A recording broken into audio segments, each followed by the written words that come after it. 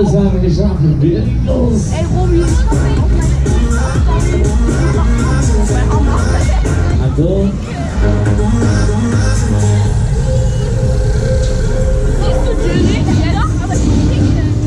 Oh nein, Trinken. Was hier die Arme? Weißt du, was meine Mama scheiße?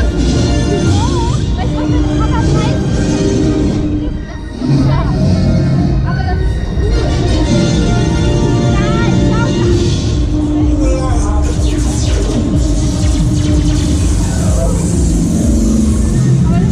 Willkommen im Heidepress.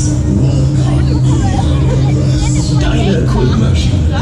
Nennt er sogar Elster.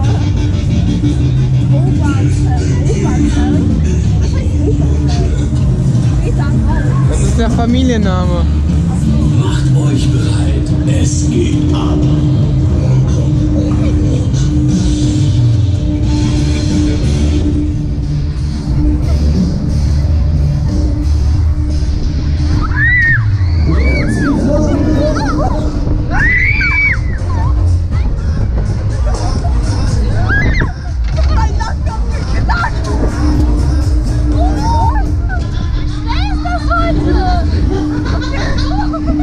Das war eben aber auch.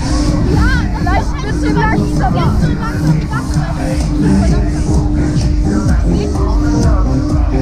Anders sagen kann man nicht mehr. Bringt ein bisschen Ton, geht's dann das Ganze ein bisschen schneller.